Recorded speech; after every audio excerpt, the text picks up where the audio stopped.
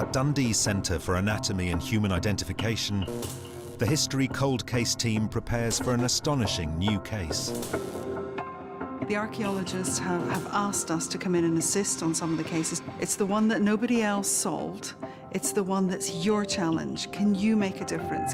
The investigation will be led by world-renowned forensic anthropologist Professor Sue Black, while Dr. Xanthi Mallet scours the UK for historical evidence, and Professor Caroline Wilkinson rebuilds the faces of the dead.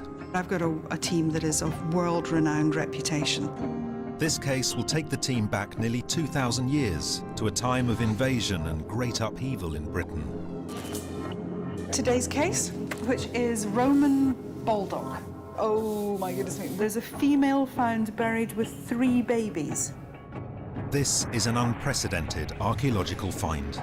The remains of a woman and 3 babies, discovered in a sinister position within a single grave. It doesn't look so much disrespectful as careless to me, yeah. Rushed. By forensically reconstructing the fate of this woman, can we gain crucial new information about why she died? And how will her story change our views of the past? It's very difficult because it's very easy to kill a baby and leave no marks. A time of brutal medicine. It looks pretty vicious. That is for perforating the skull. And rife superstition. You were getting ghosts. If you take the head off, you know that person's not going to cause you trouble. When survival was far from guaranteed. As a result, all of them, all 4 of them, have died. This is the kind of story that will resonate with anybody who's a parent. That's basically infanticide.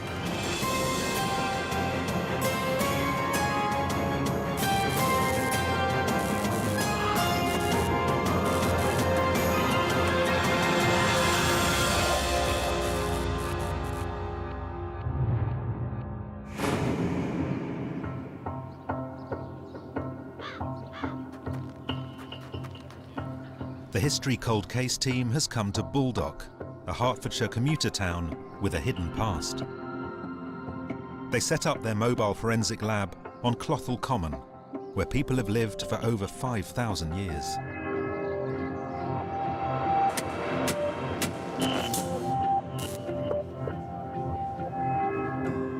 Iron Age remains have been uncovered around here, which suggest Baldock may be the earliest town ever to develop in Britain. Members of the local archaeological community are laying out a selection of skeletons found here in 1989. This investigation will focus on the troubling remains from just one of the graves, a female buried with 3 tiny babies in what looks like suspicious circumstances. Who were they? And how did they all end up dead in the same grave? Dr. Xanthi Mallet is on site first.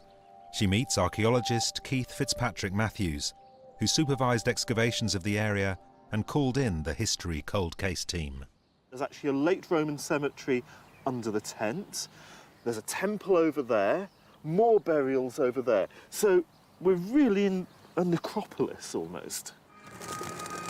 The dating of the burials to the Romano-British period is so far based on artifacts found in the graves. One of the graves had this rather nice little 1st century AD jar, and because it's a fairly early style, we can be certain that most of the graves were of the Roman period, so it puts it very early on. Keith takes Xanthi to the nearby housing estate, where the female and babies were unearthed. Now this looks very suburban, but I guess it didn't look like this when our burials were in place. Absolutely not. When we were excavating here, this was open land.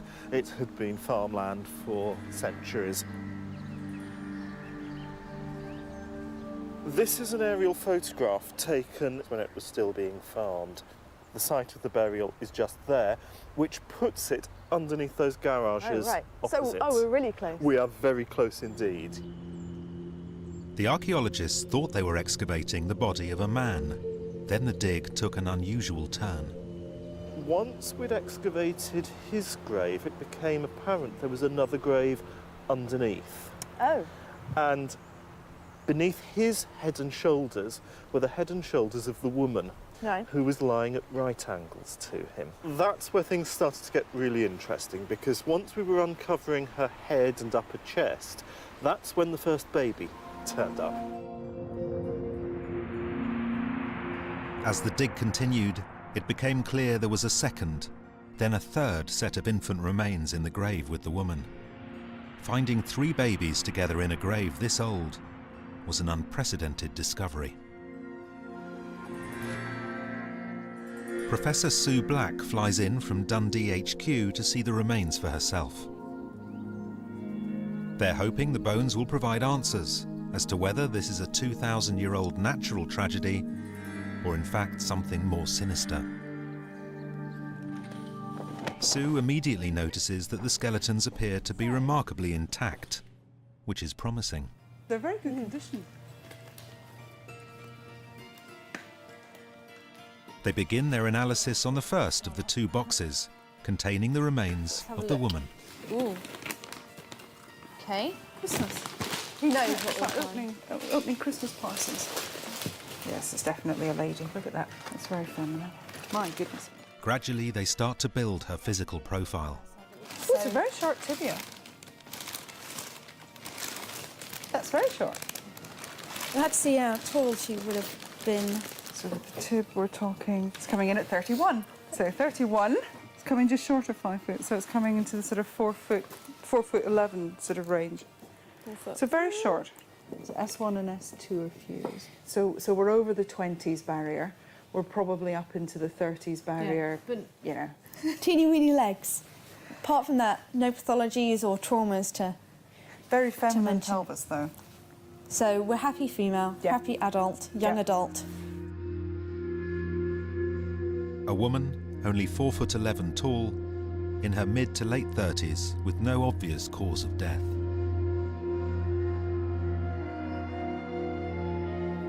Then there are the extraordinary remains of the first baby. Oh my. Oh wow. Oh. We are in severe fragments. That is a tibia. Is it? It is. I'll take your word for it. Thank you. That is a... It looks like humerus. It's very difficult to tell. These are vertebrae. Look at those. Aren't those beautiful? It's like, you know that game of jacks you used to play? Yeah. That's exactly what they look like when they're like this. So cute, aren't they? Look at this. Reading bones this small and this old is incredibly difficult. And there is a second tiny skeleton. That's my 7683. Oh, there's a lot less of this by the looks of it.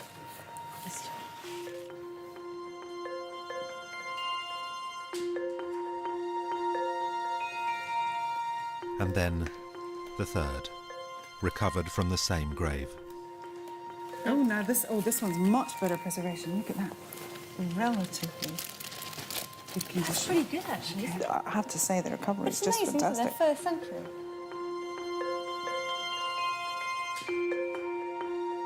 Although Sue is a world authority on juvenile anthropology, she has never faced a challenge like this before. You can't tell if they're boys and girls. No. Because they're not born pink and blue, which if they were would be nice. Forensically, the things that we look for are any injuries on any trauma, anything that may have shown that, you know, the child has been dispatched, as it were. But again, it's very difficult because it's very easy to kill a baby and leave no marks. Yeah. It's quite an interesting one, isn't it? Who was this woman? Are these her babies? And if so, why would a mother and all 3 babies end up dead and buried together? The team will need to gather every bit of forensic evidence they can muster to prove exactly what happened here.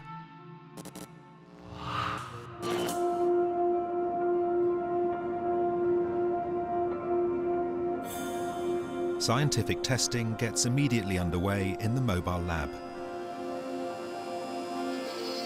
A sample taken from the thigh bone of the woman will be used for carbon dating to confirm whether these bones are indeed from the early Roman era. The same sample will also provide a chemical profile that can reveal where the woman was from, as well as crucial information about her diet.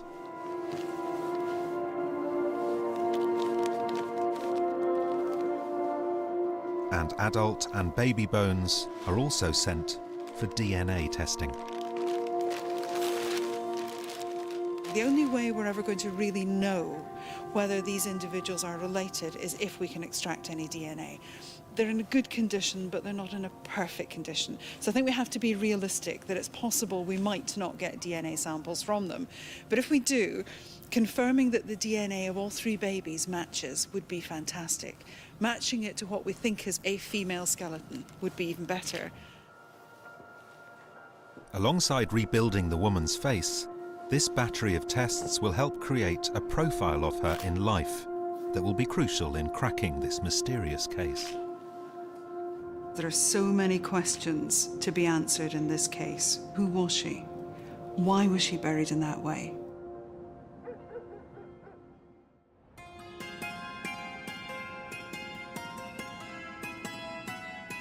In the meantime, Xanthi's task is to initiate the historic investigation. If our woman lived and died in Baldock nearly 2,000 years ago, what kind of town could it have been? She meets up with Dr. Jeremy Taylor, an expert on Romano-British history. So we're looking at kind of 1st century Baldock. What would it have been like? Bit of a Wild West town. Oh, yeah, really? Certainly at that particular point, yeah. Probably were. Because until they settled down and local government was organised in towns like this, you know, these places, the rules are changing very, very rapidly, and civil government is only becoming re-established in the aftermath of the conquest. So thinking about it, you know, as if we can see Roman Baldock in front of us, what kind of people are using it in 1st century? They're a magnet for people from all walks of life who are coming as traders, artisans, craftsmen, following in the wake of the Roman army and Roman administration, hoping to make a living. So she could have been from anywhere, doing anything, in essence, then? Pretty much, yeah. It's not what Xanthi wanted to hear. Although our woman could have been a local Celt, she could also have been a Roman from literally anywhere across the empire. The isotope results will hopefully help to pin this down. None of Baldock's Roman buildings remain. But below the surface of this football pitch are the foundations of what was once a huge temple in the centre of town. Oh, excellent. Oh, look at that. On excavations of temple sites, we find chickens being sacrificed, but also sheep, sometimes large pig. mouths, then. Oh yeah, certainly animals, you know, can be. Sheep and goat certainly are sacrificed. This is a centre of religious life here. People come from the local area, but also people who are travelling on the Roman road between the major cities are also going to be stopping here. And there's a good chance then that the woman that we're looking at would have actually visited this site. I think it's very likely that she would have come here at some point. That's exciting. Baldock in the 1st century was clearly a volatile place, rife with religious superstition and clashing cultures.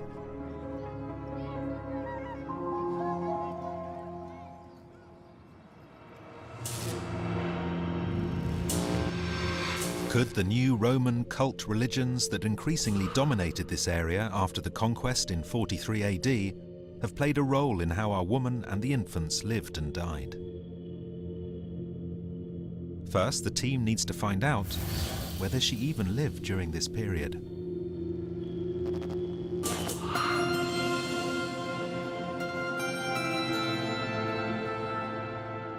Back at Dundee HQ, Xanthi joins Sue and Professor Caroline Wilkinson to hear the results of the carbon dating tests, which are now back. We're looking at the carbon dating. Previously, the only thing that was dating it was the grave goods, so we had context. So it didn't do carbon 14 before? No, Oh, how no. nice. The carbon dating covers a span from 6 AD to as late as 215 AD. So that's right bang in the middle of when the Romans were kind of officially in Britain and coming to. So there's a lot of moving about at this time. So She could have come from anywhere. She'd come with Romans, literally, anywhere. We don't have the isotopes yet. Not yet, no. So that's going to be quite interesting. And we don't have the DNA yet either. So that's the first actual kind of hard scientific evidence we've had come back in. And it agrees That's with fine. exactly what we'd been expecting anyway. We like it when things agree. Not Yeah. everybody does, but we like it when it agrees. Yeah. Yeah, makes me feel comfortable. Yes. These results place our woman and the babies firmly within a time frame when Baldock was under heavy Roman influence. By 215 AD, the Romans had brought their entire culture to Britain. Legal and political systems, architecture, a vast network of military highways, as well as their social attitudes and superstitions. When the woman's grave was first excavated in 1989, it was singled out as different from the other burials on the same site. But was this only because of the presence of the babies? I've actually got a visual that I can show you from the information we've received from the archaeologist, which will really help actually. It's one of these lovely CGI moments. So this is looking at the graveyard. Under these roads? Yes. And where's Yeah. the rest of the cemetery? The rest of the cemetery is actually partway kind of down here across the road on the other side. What we're looking at there is the male Male. that's overlaying, yeah. And then we'll go down a layer. So you can see the baby over the shoulder, the second infant, and the third. It does make you think about things in a slightly different angle. With Mum being laid on her side, is that telling us something about how she's viewed? I don't know, if you look at the male, I think what's interesting is he's on his back in what you'd kind of expect, you know, lying. Well, she is placed differently. I don't know how important actual physical position was at that time, whether that in fact means quite a lot that she's placed like that. There is something odd about the position of the woman's skeleton that's making the team uncomfortable.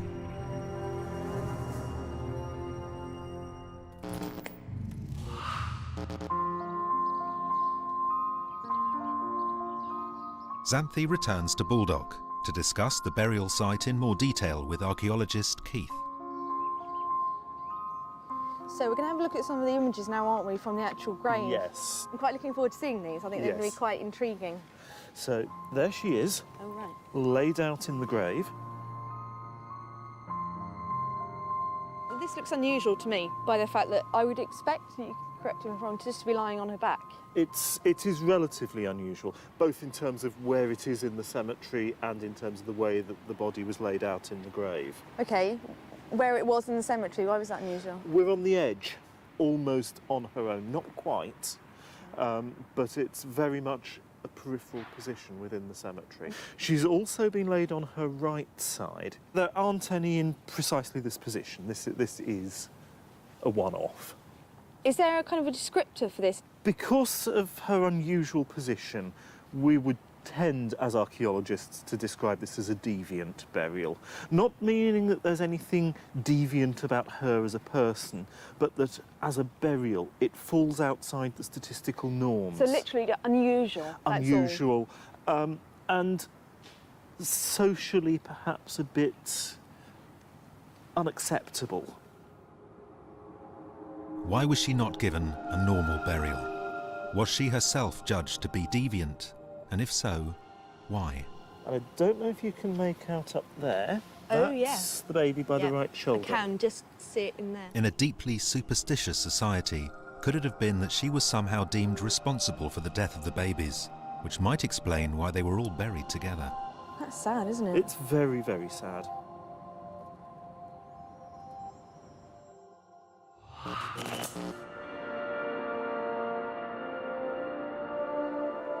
A key part of the woman's physical profile will be provided by Caroline's facial reconstruction.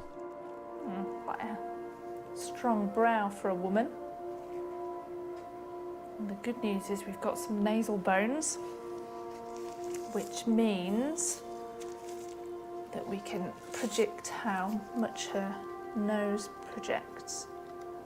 There we go, so that fits there between the orbits. Caroline always begins with a close examination of the skull parts, especially complex in this case, given how old and fragmentary the bones are. It's quite useful to be able to slot some of the pieces together before we scan them. When you do it by hand, you can feel how they slot together as well as see. The mandible is quite square chin, square jaw, so quite a masculine-looking woman, not typically female. She captures the fractured pieces using a 3D laser scanner, as the skull will be reassembled in the computer. It will take several weeks to bring the face of this woman back into view. But will it turn out to be the face of a social outcast?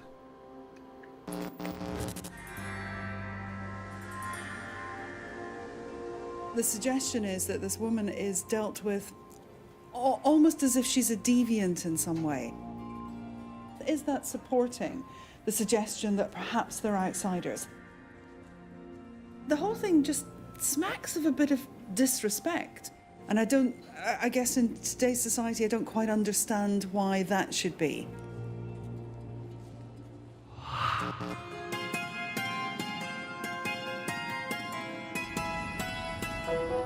To find out more about whether our woman was considered different, Xanthi travels to London to meet Alison Taylor, an authority on deviant burial in Roman Britain.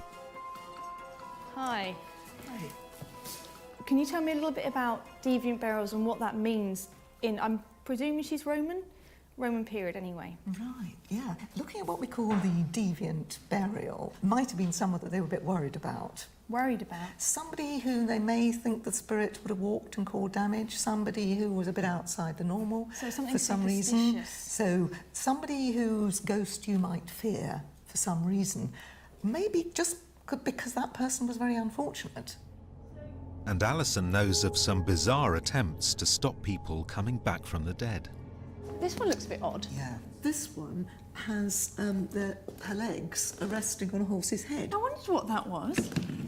There you go. And then her legs are actually placed on top. On top.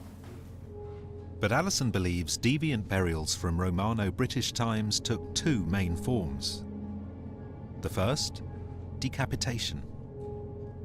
Quite a number of people did lose their head. It seems to have been done usually straight after death, and there are cut marks on the neck. Yeah. And we do know from, sort of from later accounts of this sort of burial, is that if somebody was giving trouble, you were getting ghosts, if you take the head off, you know that person's not going to cause you trouble. And the second main type was known as a prone burial. There's a very long tradition of that being seen as very disapproving. Get that in lots of different cultures, lots of different periods of history, right through the Middle Ages, that can be done to certain people. It seems that what they really don't want is this person getting out of the grave to go and cause trouble, haunting. So if you're buried face down, if you do come back to life and you want to get out, all you will do is go deeper down. This would seem to match our woman. What does Alison make of her burial position? She's obviously highly unusual, but I would say that this would not classify as a deviant burial. Really? In any of the normal classifications. But she's kind of leaning forward, but you don't think that's a deviant action? Well, it's not face down. No. She's buried on her side, and her legs are slightly bent. I think she is simply buried in what was almost a comfortable sleeping position. Surprisingly, Alison actually thinks this is the normal burial of a heavily pregnant woman. She's just laid in the ground in the most comfortable position. I think you couldn't have buried her face down. No. If she was heavily pregnant, it doesn't bear thinking about. It was probably the most practical, easy and traditional way of treating her. Alison believes our woman was probably not an outcast. She was buried on her side, with all the respect afforded a pregnant woman. But this is the first historical evidence that a pregnancy may have been involved, and none of the babies appeared to be inside the woman. So was she pregnant or not?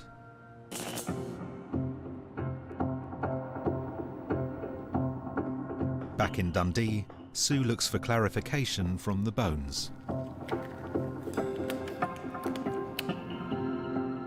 one of the questions often asked is, are there indicators on a skeleton of a woman who's been pregnant? Is there anything left behind? Of course, most of the changes are soft tissue changes. We used to say that if you can see that groove there in one area of the pelvis, so this is at the back of the pelvis, we used to say that's an indication the person's been pregnant. We've completely thrown that out the window, but it would make an awfully nice story if we could say, just because that's there, we know she was pregnant, and that's not the case. So it would be awfully nice if we had something on here that said, oh yes, there's a clear indication this was going to be her 24th pregnancy. There's nothing. The mother gives no clue, but what of the babies themselves? Maximum length. But of course, when you have multiple pregnancies, often the babies are a little bit smaller. It's term, 40 weeks, it's a newborn baby. These 3 babies are aged around the time they would have been born, making it highly likely this is a mother and her 3 babies. Astonishingly, as they're also all of a similar size, it's probable they were from the same pregnancy, making them triplets. Only the DNA results will be able to prove this beyond doubt, but it brings the bones alive for Sue. Those are 3 full-term babies. These have gone to their full duration, maybe not quite 40 weeks, but close. And if you imagine the connotations that has for her, being a little woman, not of a very young age, carrying 3 full-term babies, the implications for her and for the people around her, that's a huge story.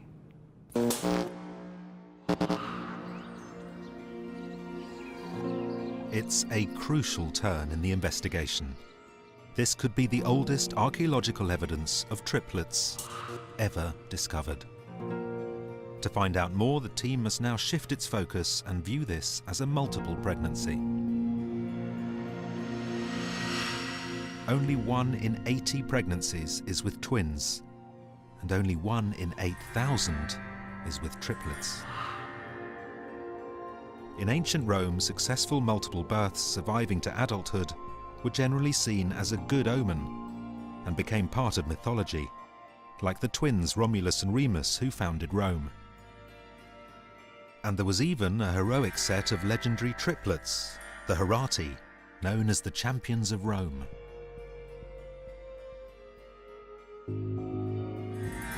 But what were the chances of our mother giving birth successfully to triplets in Roman Britain nearly 2,000 years ago?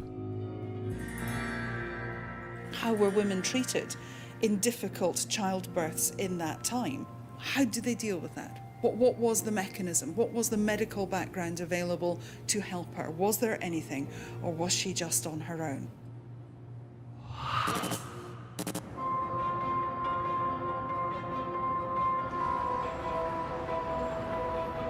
Xanthi travels to the British Museum in London to meet curator Ralph Jackson, a leading expert in ancient Roman medicine.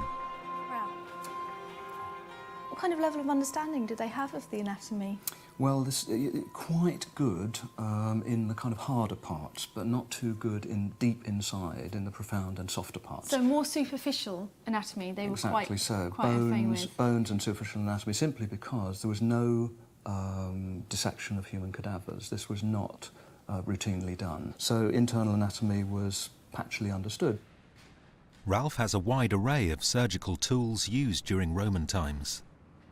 But it seems like quite a range here. This is what I would expect almost to see in like a field kit now, an emergency field kit, just having a quick look. I think this is one of the amazing things. When you look back and you look forward again, you find that the instrumentation hasn't changed hugely. In the kind of basic kit, you have knives, Very similar to surgical scalpels blades, today. scalpels, with a huge range of different types of blade. There were a range of probes, and then sharp hooks used for retracting the edges of wounds and incisions. They are precision-made tools, beautifully finished.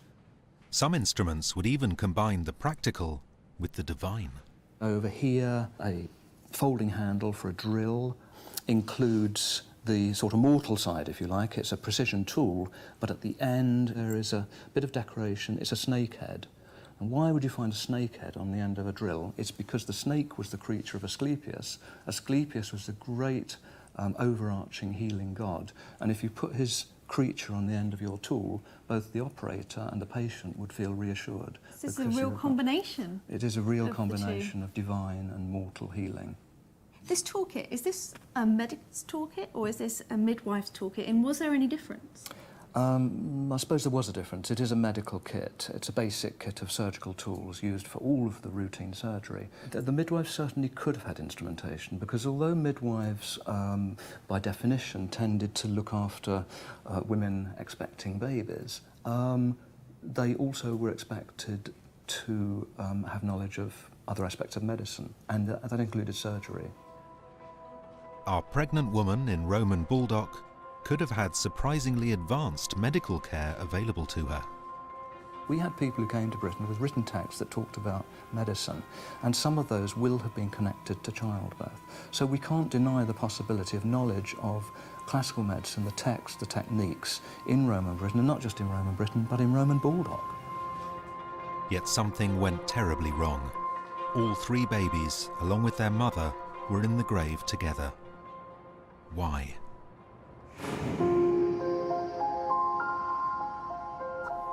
In Dundee, Caroline has now reassembled the skull of our 4'11" woman. So you can see here she's got quite a prominent lump above her eyes, quite a strong brow for a woman. We've also got quite prominent bone surfaces here. It suggests she didn't have small, delicate ears. She may have had quite large, prominent ears. I think she might have an interesting face, but I wouldn't go as far as to say she's going to be unattractive. I think that might be a bit harsh. With the skull reassembled, only the green areas are missing, which can be estimated by mirroring the opposite side. So what effect would pregnancy have on the woman's face? Well, often when women are pregnant, they become fuller of face, and usually later in the pregnancy it's more noticeable. But that's based on contemporary pregnant faces, and obviously we're well fed and pampered in relation to people from this period of time. So I don't know how much of an effect her pregnancy would have had on her face. If the isotope results come back that she was well nourished, then it raises the question of why a healthy, pregnant woman would end up dead, along with all 3 babies. The team now hunts for clues in the baby's burial positions. See the larger baby that was... When excavated, 1 baby was found underneath the woman, 1 between her legs, and 1 near her shoulder. It doesn't look so much disrespectful as Careless. to me, yeah. Rushed, careless. Oh, I don't know. I don't know. I think I just don't like that. I don't like a baby up on a shoulder, because you wouldn't bury somebody with a baby there. No. You just wouldn't. I think that's an afterthought. It's just an odd placement. One of the babies was found at her shoulder, and I don't quite understand why you would do that. You would think if you were burying a mother with her baby, it might be across her chest, it might be in her arms. There's almost an element of discarding. Is there a cause of death that could explain why all 3 babies ended up dead and appear to be almost discarded?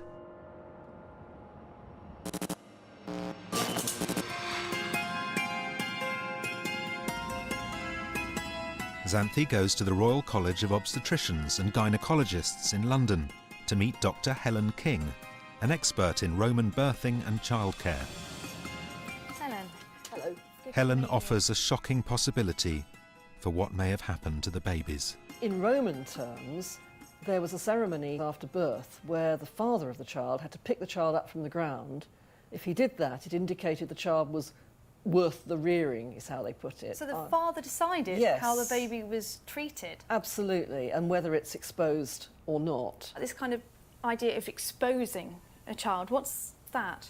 Well, exposure means that you leave the child to die after it's been born. And I think although it sounds pretty weird to us, I think in Greek and Roman terms, that's just really a very late abortion. That's basically infanticide if you just abandon a child. In our terms, yes, it is. As far as they're concerned, at least you found out what you've got. You found out the gender of the child, whether it's healthy. Oh, so physical disability. That's right. But also, interestingly, how the pregnancy went.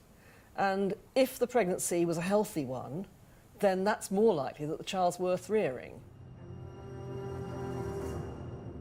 It's possible one or even more of the babies could have been the victims of infanticide, their bodies just dumped in the grave. But Helen knows of certain Roman birthing techniques that could also have been responsible for the babies' deaths. Do you know what that is? Well, my imagination is telling me nothing good. It looks pretty vicious. It's vicious. That is for perforating the skull. To kill the baby. It would kill the baby, certainly, but it would also release the material inside the skull. And what you're trying to do is reduce the contents of the skull. So you'd kind of pierce the skull through the little soft part, kind of mash the brain around. That's the sort of thing. To break it down, so the baby would pass out more easily. So with a head presentation where the head's got stuck, it's just a very large head. This is what you would do. That's what you'd use, absolutely. So basically there's no chance of a baby surviving with that one? No, but there is a chance the mother would survive, whereas if you left the baby there... The mother's going to die? Certainty, yeah. yes, okay. Exactly. And then there are these, you know what that is? Yeah, I do. Oh, go on then. This would go in through the same soft area on the top of the head and basically hook the baby out, wouldn't it? That's pretty well it. Or you could also do it through the eye cavity. So any orifice? Yes, anything you can grab, really. Yeah, depending on... To pull. Yeah, exactly. That's pretty nasty, isn't it? I mean... Well, it is, but if the alternative is the woman's going to die, then this could be a lifesaver. This baby here, this is actually where the head's been left behind. Oh, nice. And you're grabbing into the mouth and then exerting traction from there. So this is where it's gone wrong at this stage. It's we've gone got terribly fragmentation wrong. and they're literally just extracting what's left of the baby. Yes, exactly. It's a great image, though. But we do know that the Romans had access to texts which talked about using hooks to extract babies that are in a difficult position. So if she does come from a Roman background or has access to Roman help, she could possibly have had that sort of instrumental interference in her delivery. Are there any signs of intervention in our case that would indicate midwives had to deal with a difficult birth? In Dundee, the bones of the 3 babies and the woman are put through a CT scanner. This will look outside and inside the bones to reveal damage that can't be detected just with physical examination.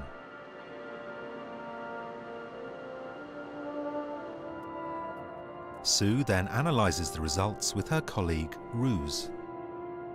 First, they look at the female's scans. The pelvis is like a basin, and it's a basin that's wide at the top and narrow at the bottom. What we haven't got intact is the bottom end. I don't think there's enough. So she's not going to tell us. The female's bones are strong and healthy, but show no signs of intervention. What of the babies? But you see, the trouble is there's no skull there. There's really nothing. It's tantalising, isn't it? There's nothing that suggests really there's anything going on there. We can't tell from this that she's had any obstetric assistance of any kind. Again, there are no marks on the bones to indicate use of Roman instruments or medical assistance. There's no evidence on the remains of the babies of trauma of any kind that might be associated with somebody trying to assist the birthing process. So mum's not helping us with the birthing process, the babies aren't helping us with the birthing process. It's a frustrating situation.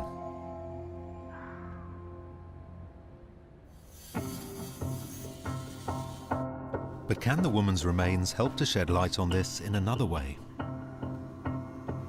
Chemical traces in her bones could reveal whether she was Roman or Celtic, which may in turn suggest what type of midwifery she would have had access to. The results of the stable isotope analysis are now back. We don't know the genetic relationship yet. We're kind of obviously postulating the babies are hers. But I do have the isotopic results. So it's going to tell us about their diet, their provenance. So this is really all hinging on, are they Roman or are they local or what? Because that's going to have a massive impact on the whole case. Her diet is standard terrestrial, very low marine, which is exactly what you'd expect for around that area. So it's unexciting, but it does pin it down. A mixed diet. Yep, Of but presumably with bit of marine, yeah. bit of fish, bit of grain. Yeah, but mostly like the grain element, very minimal kind of marine.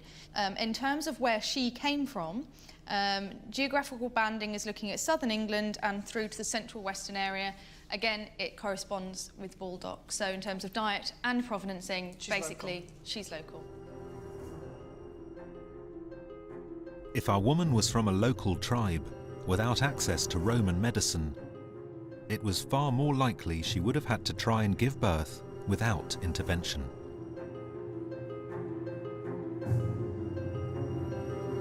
Is natural childbirth to triplets now the most likely cause of death for this woman?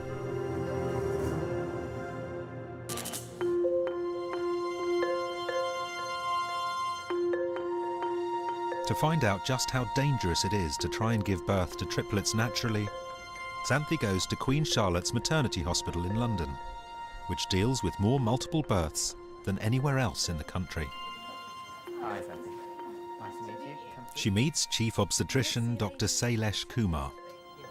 Hi, Charlotte. This is Xanthi. Hello, lovely to meet you. I think we're here today because you're having a scan, because you've got 3, aren't you? So triplets. That's right. Yes, we're going just to check the growth of the babies.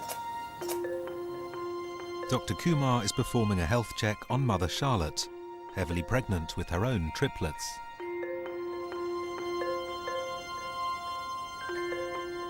How far along are you? 25 weeks and a few days. Triplets grow at the same rate as a single baby, putting much more pressure on the womb. Do they kind of fight for space? I know they kick each other. So this little one weighs about 753 grams. And all the measurements are equivalent to about 25 and a half weeks, so pretty much spot on. One of Charlotte's babies is in breech position, meaning feet or bottom down, a much more difficult position to give birth to a baby. How normal is this in triplet childbirth? Is that what you'd expect with triplets? Is one Yes, being breech? yeah. It would be unusual for all 3 babies to be head down, because there's a limited amount of space within the uterus. So frequently you get one baby head down, the other baby lying across, perhaps the third baby in a breech position. So carrying triplets, you'd never give birth naturally? Well, you never say never, but it would be highly unusual these days to deliver vaginally. It's too dangerous? Yes, yeah. Charlotte's triplets are progressing nicely, but there will be major medical intervention, including a caesarean section to help her give birth. All 3 babies seem to be doing well, Charlotte. And I'll just let you listen to baby's heart rate. But what of our mother and her 3 full-term babies 2,000 years ago in Romano, Britain?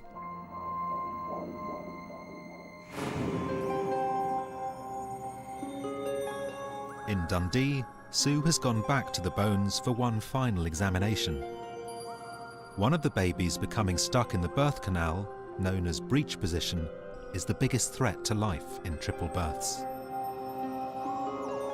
Yet, according to their positions in the grave, none of our babies were found in the birth canal. So the overlays that Xanth showed us in the briefing that came from the archaeologist are here, and if we just have a quick look at those. This is Mum laid out in the burial outline. If you put the babies then, the rough position of the babies, the first one is sitting here towards her shoulder. The second baby is sitting down in here, between her thighs, a quite unusual place to find a baby. Quite difficult to explain what that's about. But critically, Sue now believes the position of the second baby, previously thought to have been born and outside the mother, is misleading. Now, if this baby is found outside Mum's cavity, you have to say, well, was the baby born? And not necessarily. Because if what happens, Mum dies while baby is still trying to be born, then obviously that baby stays within the pelvic canal, within the birth canal. As mum decomposes, inside her gut, she creates a lot of gas. And the lot of gas inside her actually causes a rise in pressure inside her abdomen. And she can expel the baby after she's dead because of the rise in gases. But because the baby's decomposing as well, it's much easier now for it to get through the birth canal as well. So that this found outside mum doesn't mean that when she died, it was outside mum. If the baby was stuck in the birth canal, only to be expelled through what's called a coffin birth, this could explain how that baby and the mother died. And there's another revelation. Sue believes that baby number 3 was not found merely under the mother, it was still in the womb when it died. This little person here, nobody ever knew it existed. Because this one was still waiting to be born. This one was still in the queue. This is their secret child. She wouldn't have known it was there. We're the only ones that know that this baby existed. And the breech birth that killed the mother and 2 of the babies could also have indirectly led to the death of the baby that was born, found on the mother's shoulder. If she'd already had one of the babies, that baby would have survived her.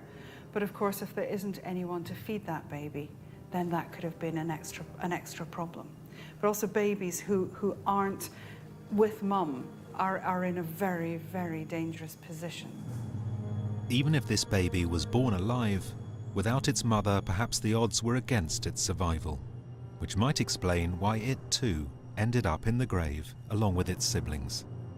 So all 4 deaths could have come from one breech birth. And Sue has an astonishing X-ray from the 1950s that graphically illustrates exactly how a breech birth could have had such fatal consequences. It's a full-term fetus. So there's the baby's head.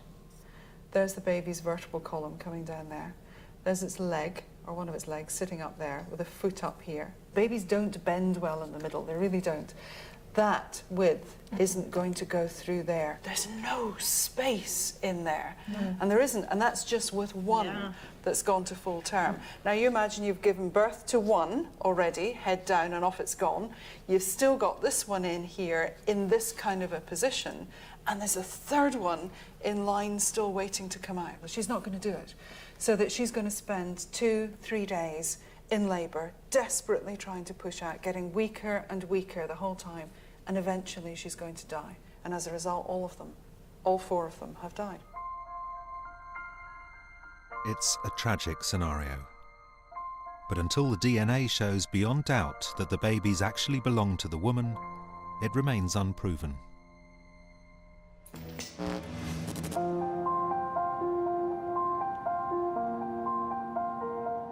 But who was she?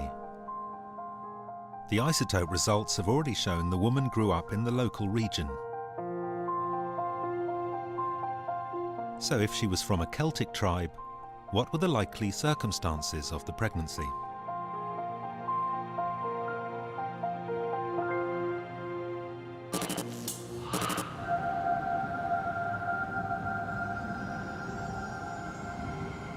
Xanthi goes to the bathhouse at Segadunum near Newcastle to meet historian Lindsay Allison-Jones, an expert on the lives of women in Romano Britain.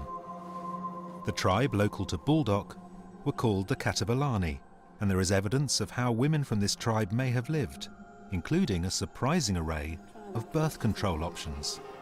Oh, it's vinegar. It is, and that, if you soak sheep's wool in vinegar and use it as a vaginal pessary. Would it have worked? That would have worked, yes. It wouldn't have smelled very nice. No, it wouldn't, but No. perhaps slightly better would be the olive oil, and this, which is alum. What's this? Oh, this is a mineral which would have been ground up and used as a paste within a pessary. If you'd stuck to it, if you'd made sure that you were using it properly and you always did it, then it would have worked.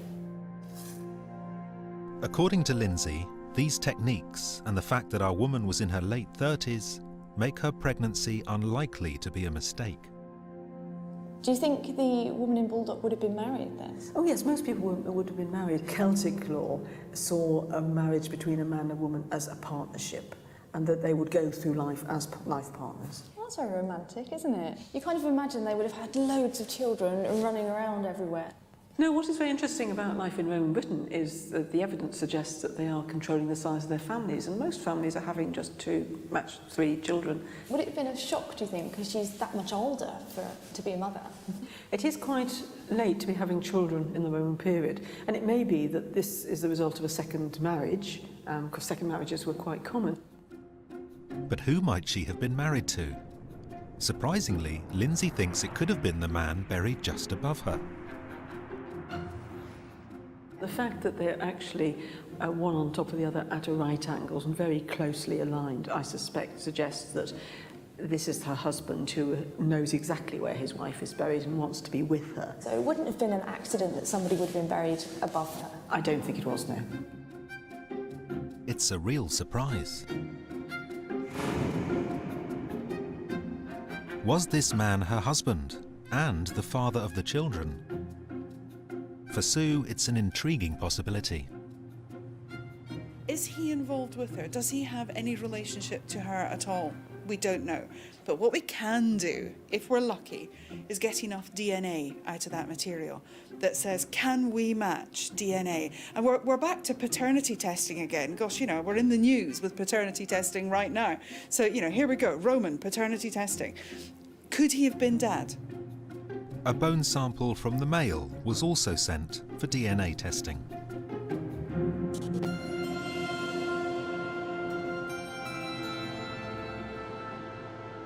Meanwhile, Caroline is close to discovering what our woman may have looked like. You can start to see her face developing in terms of the overall position of the features and the overall shape. And because she had a normal, healthy diet, that doesn't suggest that she was emaciated. So we're keeping her at normal stature. Because of her pregnancy, she may have had a slightly fuller face, but she's already got quite a square, rounded cheek look to her anyway. I think she might have a really interesting end product face here.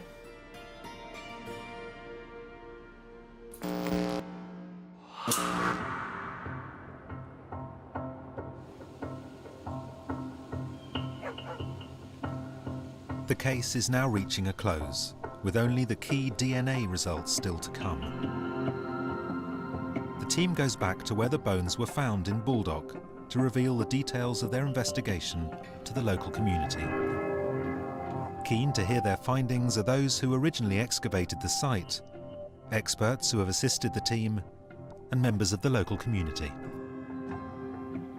It's going to be really interesting to find out the results of the scientific tests. It's quite exciting because we've never had anything like this done with the stuff from Baldock before. Often, as an archaeologist, when you look at skeletons, you do dehumanise them. So having the facial reconstruction is really an important thing. To me, this is absolutely what the fusion of history and science and archaeology and medical history and literary studies is all about. This is where it's at.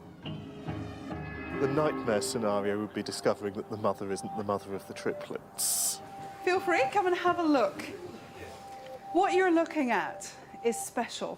In fact, it is unique. And we've been very privileged to be allowed to look at these remains. We think we've got some very interesting information to tell you. Sue will reveal what the science has brought to the case. But how will those who've lived with the bones for over 20 years react? The carbon-14 dating that came back for Our Lady was between 6 and 214 AD. So our individuals are unquestionably in the early Roman period. What the isotopes tell us was that in terms of their diet, these are local individuals. They are local to Baldock. But she's in her 30s. She's a late mum. She may well have been very, very heavily pregnant. She's gone to full term. She's gone the full distance. Wow. And she was only 4'11". There's a lot of weight in there. Yeah.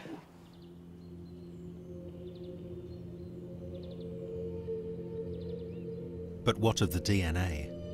Will these final scientific results prove a familial link between the woman and the babies? There's good news and there's bad with DNA. I have to admit, looking at the quality of this, we said on the day, chances of getting DNA out of this are extremely slim, which just shows how much we don't know. The DNA from baby 2 matches with the DNA from baby 3, which matches with mum. We couldn't get any DNA out of baby 1, which is just so unfair. But what's the chance that that baby doesn't belong? It's highly unlikely. It's got to belong to her. The woman was indeed the mother of the babies, but was the man the father? So, paternity testing? Couldn't get any DNA out of it.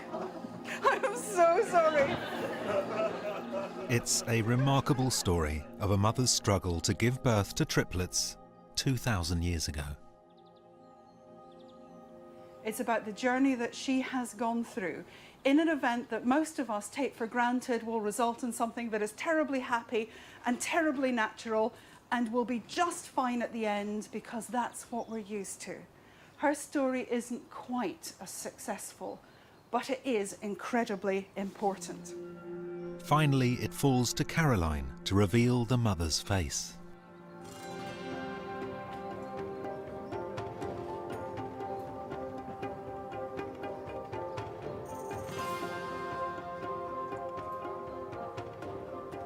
To be able to see her face is really quite amazing. She's striking. She's definitely striking. Yeah, she's very capable looking. The face of a good childbearer. You heard it here. I like her though. There's something engaging about her. But her story's complete. And in the completion of her story, then it's the closure of the case. And I think that we've gone as far as we can. I'm thrilled. Getting those results is just amazing. It couldn't have been better. She couldn't survive that with the sorts of conditions she was living in, with the sorts of help that was available to her, and that's very striking. It sort of rounds off a story that was started 20 years ago, and a mystery and an enigma, and it's given us a vast new amount of information. I think that's great. This case started with a skeleton assumed to be a social outcast, maybe the victim of a suspicious death. But it's ended with the profile of a local, healthy, and probably married woman.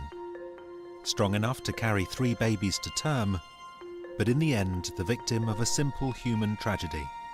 Pregnant with triplets in a time when the odds of surviving were stacked against her. These extraordinary bones will now be handed back to the community. The only ever recorded case of Romano-British triplets is now closed. It is a sad case. But boy, is she important when it comes to recording how we handled these kinds of multiple births. And that story has come from the remains. So we feel very privileged to just have the temporary custodianship of them so that we can work with them. From this point forward, her story will be remembered